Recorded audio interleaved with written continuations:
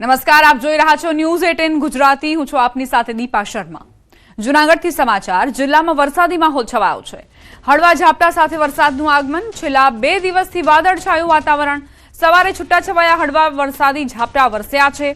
ગ્રામ્ય પંથકમાં પણ છૂટોછવાયો વરસાદ વરસ્યો છે. ચોમાસું એક અઠવાડિયું મોડું શરૂ થવાની સંભાવના. વચ્ચે ઝાપટા પડતા નિયમિત વરસાદની આશા બંધ થઈ હતી. 15 જૂન આમ તો ગુજરાતમાં ચોમાસું પ્રવેશી જતું હોય છે, પરંતુ અત્યારે જે પ્રતિકૂળ સ્થિતિ ચોમાસા માટે સર્જાઈ છે તેના કારણે તે મુંબઈ પણ નથી પહોંચી શક્યું. આ તરફ જૂનાગઢના મેંદરડામાં પણ વાતાવરણમાં પલટો જોવા મળ્યો. મેંદરડામાં ઝરમર વરસાદ ખાબક્યો. ગળુ, શેરગઢ સહિતના ગામડામાં ઝરમર વરસાદ વરસ્યો. વરસાદ થતા ગરમીમાંથી આંશિક રાહત મળી છે. સંવાદદાતા અમાર જોડાઈ ગયા છે વધુ જાણકારી સાથે. અમાર, જૂનાગઢમાં વરસાદી ઝાપટા નોંધાયા છે. કયા કયા એવા વિસ્તારો, ગામડાઓ પ્રભાવિત? દીપા, ચોક્કસ કે છેલ્લા 2 દિવસથી જૂનાગઢ શહેર અને જિલ્લાના વાતાવરણમાં પલટો છે. ઝરમર વરસાદ, ક્યાંક વરસાદના હળવા ઝાપટા પડી રહ્યા છે. જૂનાગઢના વિસ્તારોની વાત કરીએ તો જૂનાગઢ છે, કેશોદનું ગ્રામ્ય પંથક છે, મેંદરડાનું ગ્રામ્ય પંથક છે, ગળુ, ચેરગઢ સહિતના જે ગામડાઓમાં ઝરમર વરસાદ છે, પરંતુ હજુ સુધી ખેતી લાયક વરસાદ નથી થયો. ખેડૂતો આશા રાખીને બેઠા છે કે વહેલી તકે મેઘરાજા મહેરબાન બને, જેથી જે ખેડૂતો દ્વારા ખેતી માટેની તમામ જે બિયારણ છે તે ખરીદી લેવામાં આવ્યું છે. જો તે સમયસર વાવણી ન કરે તો ખેતી ઓછી થાય અને પશુપાલન પર પણ અસર થઈ શકે તેવી સ્થિતિ ખેડૂતો પર હાલ જોવા મળી રહી છે. એટલે કે હાલ અમુક જે વિસ્તારો છે ત્યાં વરસાદના જે હળવા ઝાપટા પડ્યા છે, પરંતુ ધોધમાર વરસાદ અને વિધિવત વરસાદનો પ્રારંભ થાય તેની રાહ ખેડૂતો જોઈ રહ્યા છે. તો બીજી તરફ ખેડૂતોમાં ચિંતા વ્યાપી છે. જી, આભાર અમાર જાણકારી આપવા માટે. ગુજરાતમાં ચોમાસાને લઈને ખેડૂતોની ચિંતા વધી રહી છે, ત્યારે ખેંચાયેલા ચોમાસા અંગે હવામાન નિષ્ણાંતોનું ચિંતાજનક અનુમાન. હવામાન નિષ્ણાંત અંબાલાલ પટેલે કહ્યું કે અલનીનો ચોમાસાનો દુશ્મન બની રહ્યો છે. અલનીનોના કારણે ચોમાસું હાલક ડોલક સ્થિતિમાં છે. બીજી તરફ હવામાન વિભાગે રાજ્યના કેટલાક વિસ્તારોમાં હળવા વરસાદની આગાહી કરી છે.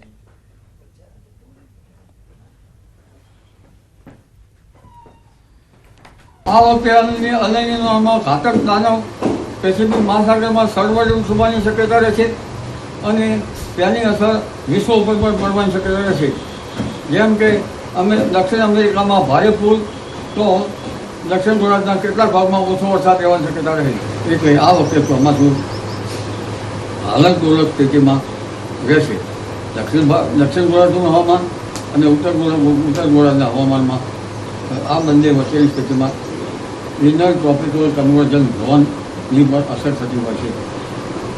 એટલે આ અલનીનોની અસર આ વખતે सप्टेम्बर घातक अनुभव आम छाता ऑक्टोबर सुधी वरसाद थतो रहे छे. डे 2 डे 3 मतलब 17-18 जून को दक्षिण गुजरात की जो जिलाएं हैं सूरत, तापी, नवसारी, वलसाड, दमन दादरा नगर हवेली और डांग के लिए दिया गया है. પાણીનું સંકટ તો થવાનું જ છે, કારણ કે જ્યારે વરસાદ જ 65% આસપાસ પડે ત્યારે આપ કહી શકો કે પાણીની ખેંચ અને ઇરિગેશન માટેની તકલીફો ઊભી થવાની છે. સમાચારોમાં હવે આગળ વધીએ. સુરતથી સમાચાર. નાસિરનગર ડિમોલેશન મામલે તપાસ તેજ. ભેદી ડિમોલેશનનું પોસ્ટમોર્ટમ શરૂ કરાયું. તપાસ કમિટીએ બંધ કવરમાં જવાબ રજૂ કર્યા. ડિમોલેશનમાં સામેલ 8 અધિકારીઓ પાસેથી ખુલાસો મંગાયો. તપાસ રિપોર્ટ અધ્યક્ષ મીના ગજ્જરને સોંપાયો. ડિમોલેશન અને જમીન માપણીના રેકોર્ડ પર સવાલ ઉઠ્યા. આગામી બેઠકમાં બંધ કવરનો રિપોર્ટ ખુલશે. તપાસ કમિટી મહત્વનો નિર્ણય લેશે. સંવાદદાતા કીર્તેશ જોડાઈ ગયા છે વધુ જાણકારી સાથે. કીર્તેશ, નાસિરનગરના ભેદી ડિમોલેશનને લઈને કેવા પ્રકારની કાર્યવાહી, તપાસ કઈ રીતે આગળ વધી રહી છે? બિલકુલ, ઘટનાને 17 થી 18 દિવસ થવા આવ્યા છે, ત્યારે હવે પોતાના નીચે રહેલો આવતા મહાનગરપાલિકાની તપાસ કમિટીએ બંધ કવરમાં રિપોર્ટો બનાવવાના શરૂ કર્યા છે. 8 જેટલા અધિકારીઓના લેખિત જવાબ લેવામાં આવ્યા છે. કહી શકાય આ સમગ્ર મામલાનું પોસ્ટમોર્ટમ શરૂ કરવામાં આવ્યું છે.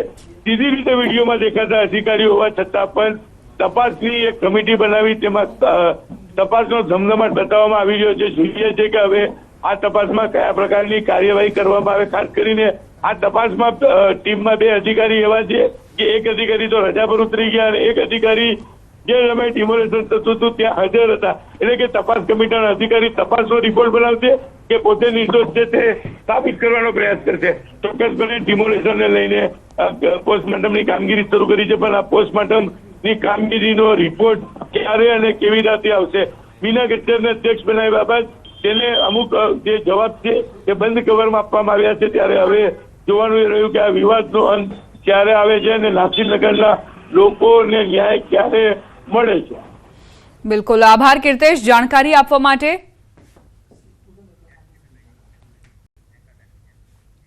આજે ગાંધીનગરમાં કેબિનેટ બેઠક મળશે. મુખ્યમંત્રીની અધ્યક્ષતામાં સાંજે 5 વાગે આ બેઠકનું આયોજન કરાયું છે. રાજ્યમાં ચોમાસાની તૈયારીઓને લઈને ચર્ચા થઈ શકે છે. ખાતર, સિંચાઈ અને ખેડૂતોને લગતી સમસ્યાઓને લઈ પણ ચર્ચા સંભવ છે. નવી ભરતી અને વહીવટી મંજૂરીઓ મુદ્દે મંથન થઈ શકે છે. બેઠકમાં શાળા પ્રવેશોત્સવ કાર્યક્રમ મુદ્દે ચર્ચા થઈ શકે છે. બેઠકમાં યોગ દિનની તૈયારીઓને લઈને પણ ચર્ચા સંભવ. આજે કેબિનેટ બેઠક મળવાની છે. સાંજે 5 વાગે આ બેઠકનું આયોજન કરાયું છે. મુખ્યમંત્રીની અધ્યક્ષતામાં બેઠક મળવા જઈ રહી છે. ત્યારે અનેક મુદ્દાઓ છે રાજ્યભરના, જેની ઉપર ચર્ચા કરવામાં આવશે, નિર્ણય લેવામાં આવશે. ખાસ કરીને ખેડૂતોને લગતી સમસ્યાઓ મુદ્દે ચર્ચા કરવામાં આવશે. ખાતરને લઈને જે સમસ્યાઓ છે, સિંચાઈના પાણી માટે જે સમસ્યાઓ છે, તેને કઈ રીતે હલ કરી શકાય તેને લઈને મંથન કરાશે. અમદાવાદથી સમાચાર. ફાયર વિભાગની હોટલો પર તવાઈ. ફાયર સેફટીના નિયમો ભંગ કરનાર હોટલો સામે કાર્યવાહી ચાલી રહી છે. ફાયર વિભાગે 6 હોટલને સીલ કરી. થલતેજ બોડકદેવ વિસ્તારમાં ફાયર વિભાગે કાર્યવાહી કરી છે. એસજી હાઈવે સ્થિત હોટેલ રુદ્ર, હોટેલ ફોરફૂડ અને હોટેલ કેપટાઉન સીલ કરાઈ છે. બોડકદેવ વિસ્તારની અપોલો હોટેલ અને હોટેલ ગ્રાન્ટ સામે પણ કાર્યવાહી. વસ્ત્રાપુર ગુરુકુળ રોડ પર આવેલી હોટેલ લેકિનને પણ સીલ કરાઈ છે.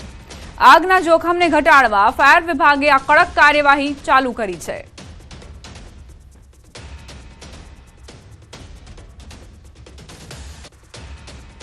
અમદાવાદમાં ફાયર સેફટીના નિયમોના ભંગ બદલ અમદાવાદ ફાયર વિભાગ દ્વારા કાર્યવાહી હોટલો સામે કરવામાં આવી રહી છે.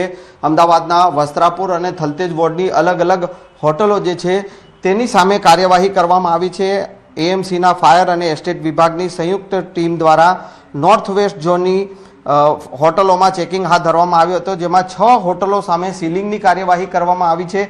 થલતેજ વોર્ડની આ કેપટાઉન હોટલ છે કે જ્યાં 2 રૂમ જે છે તેને સીલ કરી દેવામાં આવ્યા છે, કારણ કે અહીંયા ફાયર સેફટીના જે નિયમો જે છે તેનો ભંગ થતો હતો અને તેને લઈને ક્યાંક ને ક્યાંક આ કાર્યવાહી કરવામાં આવી છે. એસજી હાઈવે પરની હોટલ રુદ્ર, હોટલ ફોરફૂડ અને હોટલ કેપટાઉન સહિતની અલગ અલગ જે છે હોટલો સામે કાર્યવાહી કરવામાં આવી છે.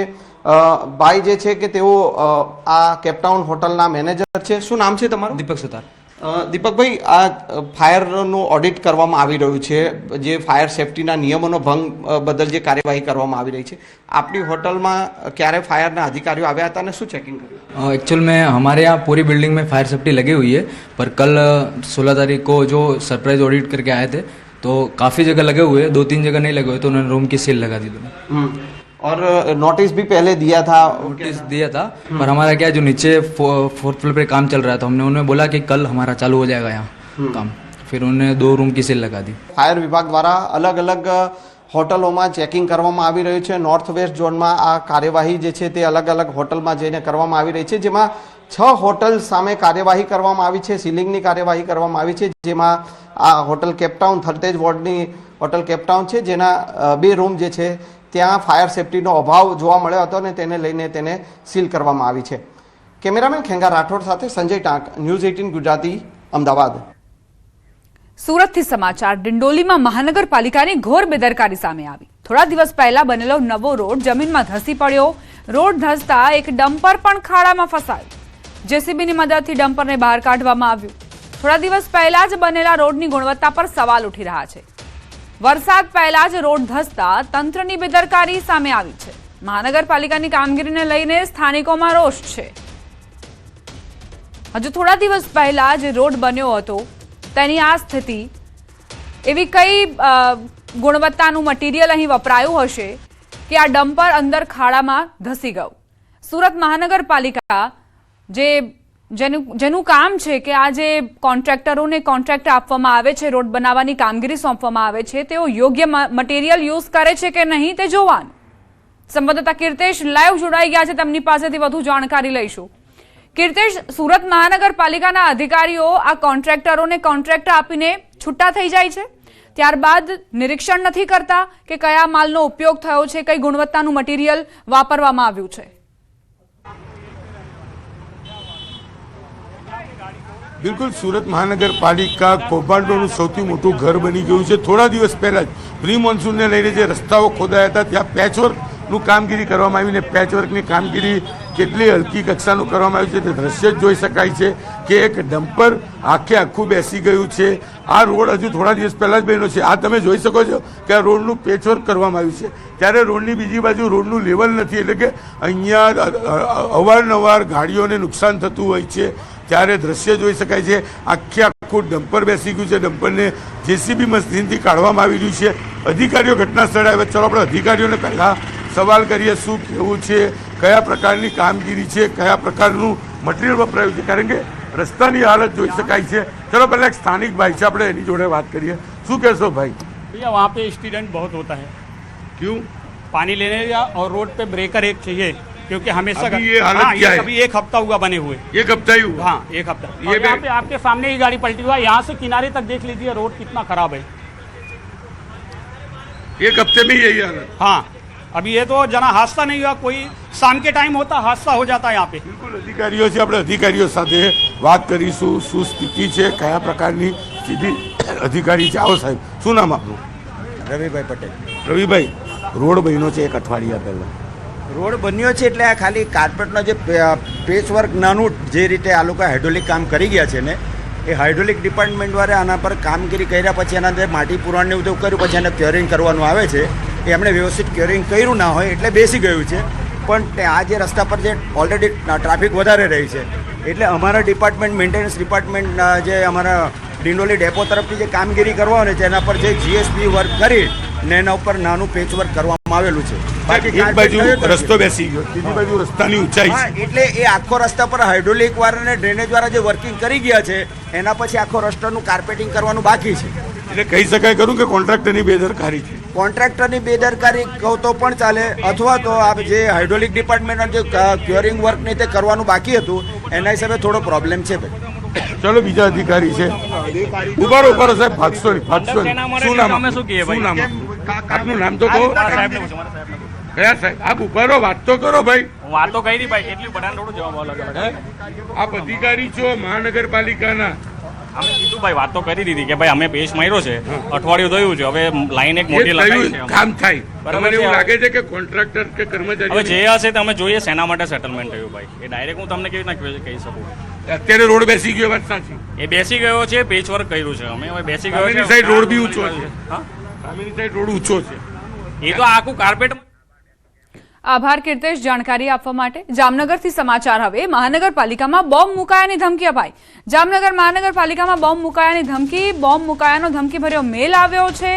મહાનગરપાલિકા કેમ્પસ ખાલી કરાવાયું. પોલીસ અને બોમ્બ સ્ક્વોડને બોલાવવામાં આવી છે. અત્યારે તપાસ ચાલી રહી છે. અંદર જે પણ વ્યક્તિઓ છે તેમને બહાર લઈ જવામાં આવ્યા છે. ધમકીભર્યો મેલ ક્યાંથી આવ્યો છે તે તપાસનો વિષય છે, પરંતુ તે પહેલા જે ધમકી મળી છે તે અંતર્ગત કંઈક શંકાસ્પદ વસ્તુ તો નથી ને, તેની તપાસ તેજ બની છે. જામનગર મહાનગરપાલિકામાં બોમ્બ મુકાયાની ધમકી મળતા જ પોલીસ અને બોમ્બ સ્ક્વોડની ટીમને બોલાવવામાં આવી છે. અત્યારે તપાસ ચાલી રહી છે. મહાનગરપાલિકા કેમ્પસ ખાલી કરાવવામાં આવ્યું છે. કોઈ પણ વ્યક્તિને અંદર રહેવાની પરવાનગી નથી. સંવાદદાતા કિંજલ જોડાઈ ગયા છે વધુ જાણકારી સાથે. કિંજલ, કઈ રીતે ધમકી આપવામાં આવી, અત્યારની શું સ્થિતિ, શું મહાનગરપાલિકા કેમ્પસ ખાલી કરાવવામાં આવ્યું છે? બિલકુલ દીપા, જે પ્રકારે વાત મળે, જામનગરમાં હાલ મહાનગરપાલિકામાં એક ઈમેલ મળ્યો છે, તેમાં બોમ્બ મુકાયા હોવાની જે ધમકી છે તે ધમકી ભર્યો આ ઈમેલ મળતા જ હાલ તંત્ર છે તે દોડતું થયું છે.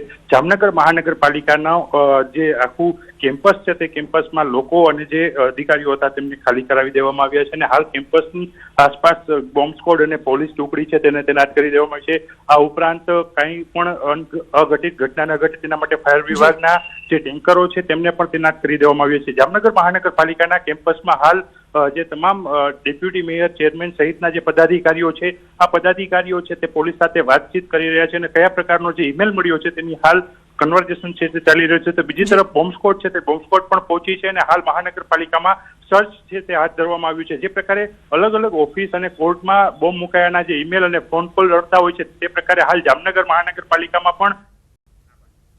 આભાર કિંજલ જાણકારી આપવા માટે. રોકાઈશું એક બ્રેક માટે. આપ જોતા રહો ન્યૂઝ 18 ગુજરાતી.